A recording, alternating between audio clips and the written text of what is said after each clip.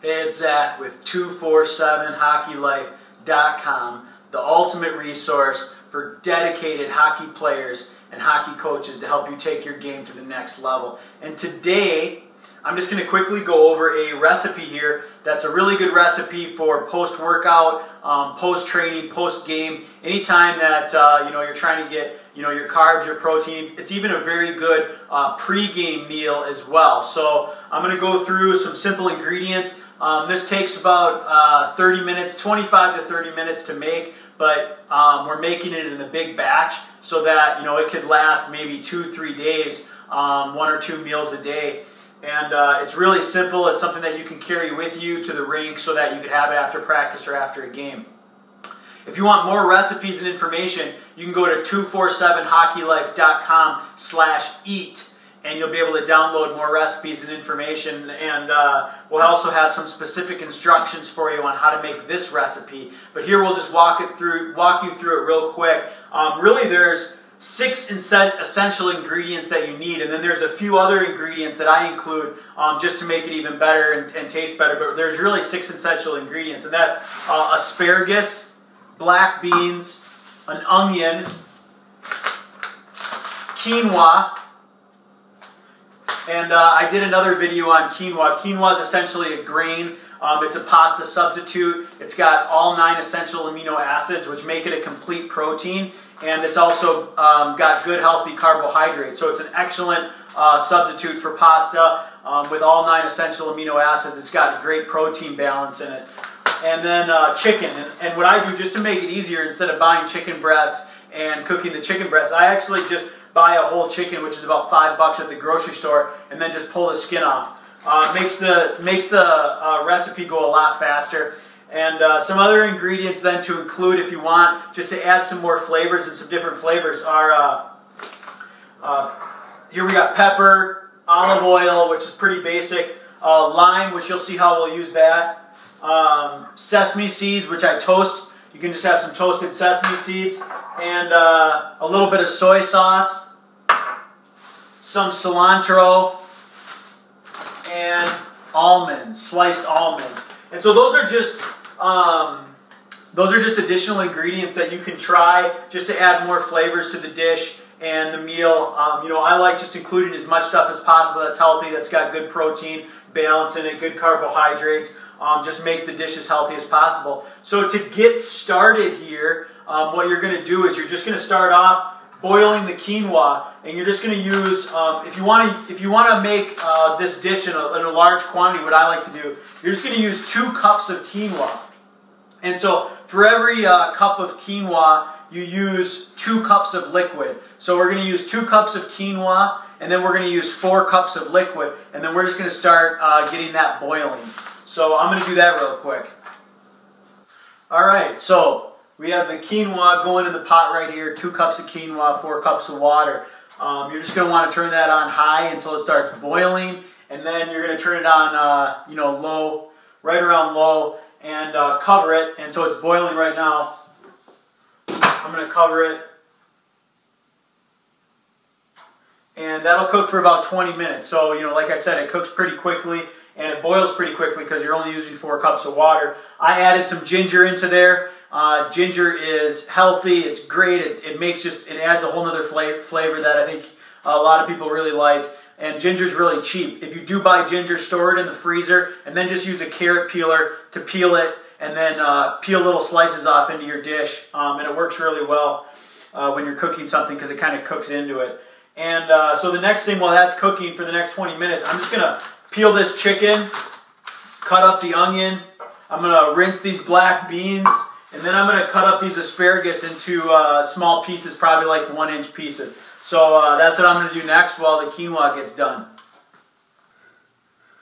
Okay, where are we at here? We have the quinoa, which is done cooking. How you can tell that quinoa is done cooking is it'll expand into a round ball, and there'll be a little white line going through it that almost looks like a thread going through it, and it's just the inner part of the seed. And when you see that thread, typically it's done cooking, so you don't want to overcook it, and especially want to keep an eye on it while you're cutting everything. You want to keep an eye on the quinoa, maybe every 10 minutes stir it up, because you're only putting enough water in there for the quinoa to cook. So if you overcook it, there's not going to be any water. It's going to burn to the bottom of your pan. So make sure you're keeping an eye on the quinoa.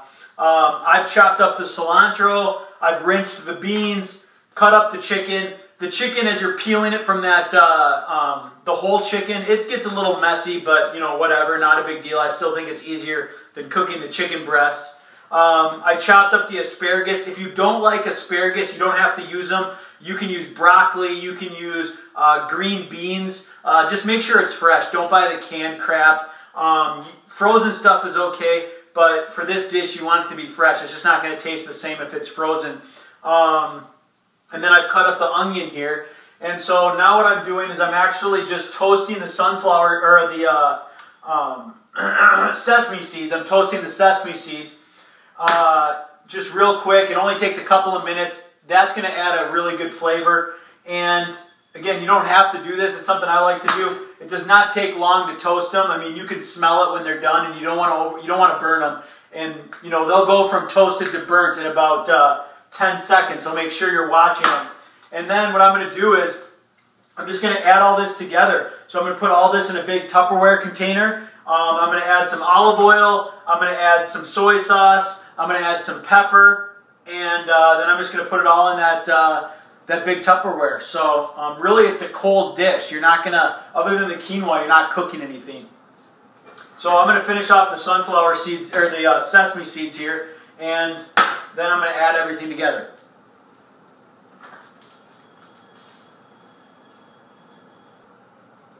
All right, I've thrown everything in the Tupperware container here. You can see it makes a ton of food. We've got the asparagus, the onion, the chicken, the black beans, the quinoa, the cilantro, and the toasted sesame seeds. And so then now, you know, again, just some extra flavors that I like to add. We have sliced almonds. You know, I'll put about a half cup of sliced almonds. I'll add, you know, quite a bit of pepper.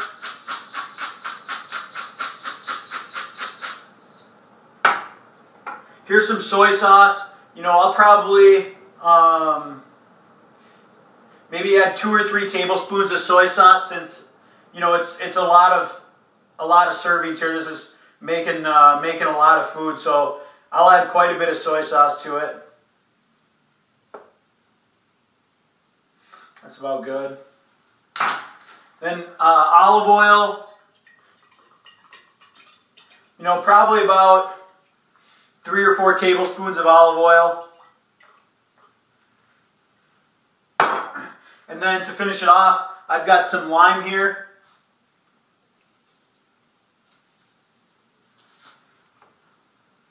I'm just going to squeeze some lime in.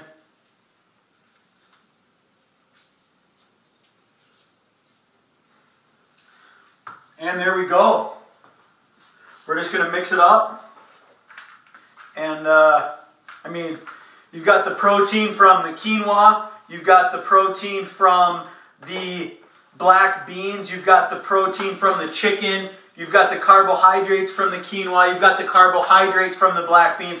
So you just have, all in all, just a really good, healthy dish here. It does take, you know, like I said, it does take between 30 and 40 minutes to make, depending on how fast. It's probably going to take you a little bit longer the first time, but it beats the hell out of going to fast food, McDonald's. I mean, you know, if you want to play at an elite level, you need to learn how to eat right and feed your body and fuel your body. So really, really important. Actually, there's a really cool blog. A friend of mine, he plays in the American Hockey League for the Providence Bruins.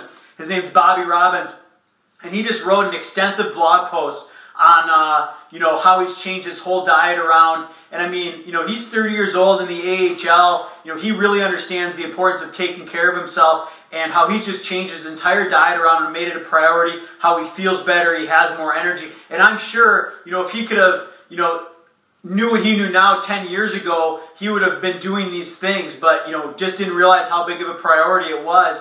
And the earlier you can start doing this, the better. If you're a kid, you know, have your parents make this meal. Give your parents this video, have them make it. You know, if you're a little bit older and you like to cook, you know, you can make the meal and, you know, go out and get the ingredients. I'll have all the ingredients, all the instructions for you. I'll also link up to Bobby Robbins' blog post. It's bobbyrobbins.com is his blog. Really cool blog. He blogs about, just his experiences as a pro hockey player. He gets in a lot of fights, so he talks about, how he gets mentally prepared to fight at that level, how he gets ready for games, just his whole experience in the AHL, and it's phenomenal. So go to BobbyRobbins.com and check that out. Go to 247hockeylife.com/eat to get all of our recipe information, all of our hockey nutrition information. Thanks for watching. Let me know in the comments below if you try this. Let me know if you like it. Let me know if you can tell that you feel better, you feel more energized when you're eating these healthy ingredients. Thanks a lot for watching, and I hope this helps you.